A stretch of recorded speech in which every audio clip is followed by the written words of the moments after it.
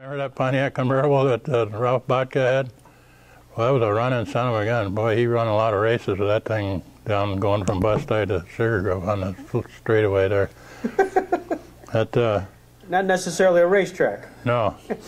I remember one time a guy come up from Warren and he had one of them Dodge about 53 Dodges. I can't remember what the name of them was, Coronet or something. Had a big engine in it. And he'd heard about Ralph's car. So they went over on the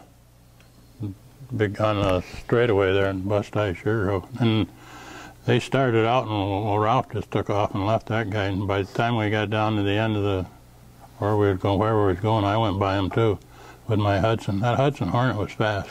Yeah, and so that guy, he never stopped. He went right back to the Warren. So this is all on the Busti-Sugar Grove Road. You guys are having drag races. Oh yeah, well, we had a lot of drag races down there. That was a long straightaway there. Of course, at that time there wasn't that many cars, and the only cop we had was old Willie Mattoon there, and in one arm he couldn't catch anybody. we used to get down in Busti, and somebody would take off, spin the tires and everything, and he'd take off and follow that car, and then everybody else could do whatever they wanted, especially at Halloween. But I was going to say, I told Mel he should say that he talking about the drag racing years ago. Melvin's dad owned the farm right there at the end of the drag strip past the Randall's Dairy Bar. His mailbox was the end of the quarter mile.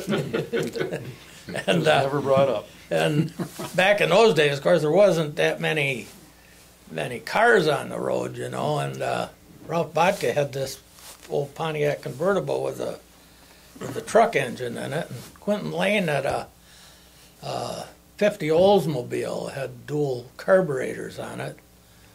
I believe that was a standard shift car, but they had kind of a rivalry there from the gas station, because Archie Lane run the gas station then, and I don't know, they got it. They was going to have a big drag race there for the championship, and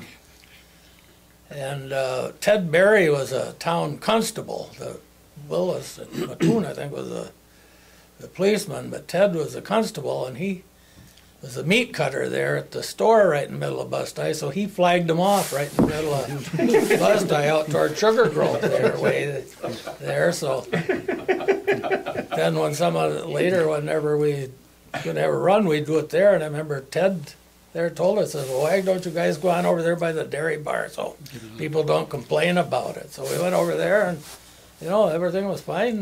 Nobody complained about it for a few years anyway. Who was the king of the hill? Is there a car or driver who was just sort of the one, seemingly won the most? Not really. I don't know. It's just, you know, people come to go to the dairy bar if they thought they had a fast car, you usually get them out there and have a race. Yeah, that's right. Yeah, no. Seemed like the thing to do. Yeah, it was a... Was there betting, wagering, any sort of... No. Just bragging rights? Oh, yeah. Were you in those drag races as well, Bobby? Oh, a couple of them, yeah. yeah, it's a lot of them. Ronnie, were you part of that? I would say no, not at the dairy bar, but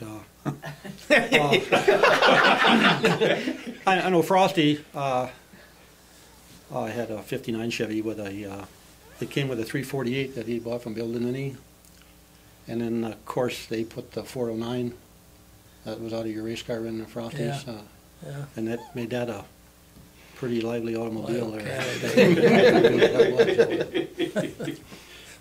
But he took it. Frosty took it over to Wattsburg. He drag raced at Wattsburg sometimes. Yeah, he did. He's had some pretty good times with that. Where did you race, Ronnie? Since you did not do that location, but you left us hanging there. Drag racing or actual drag racing? Drag racing. Well, I think we picked up on the end of the Lawson Road.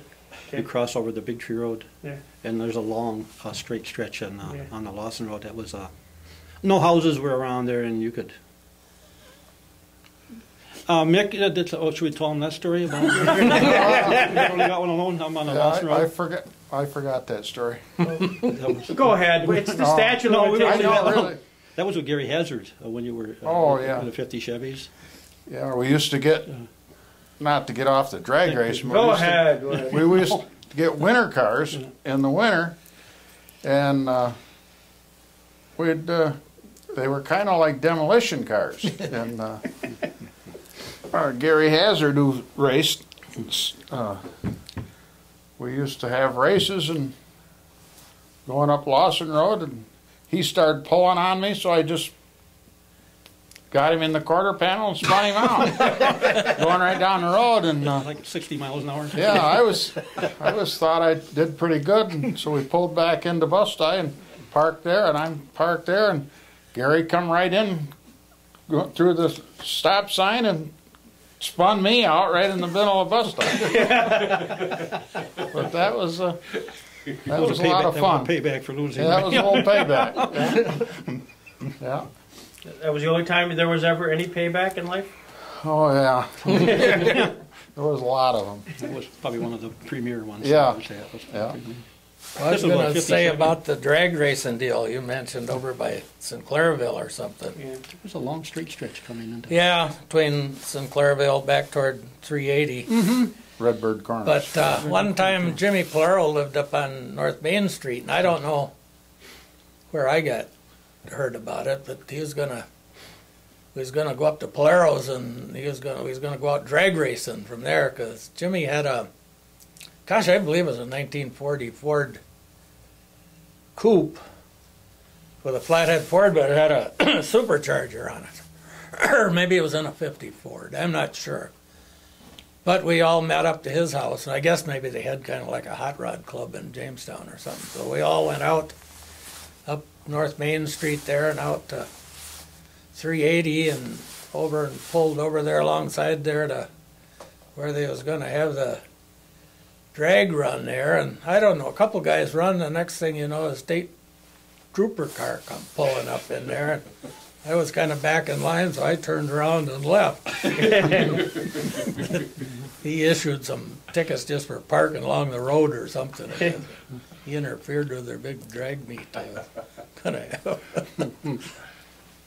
was long ago.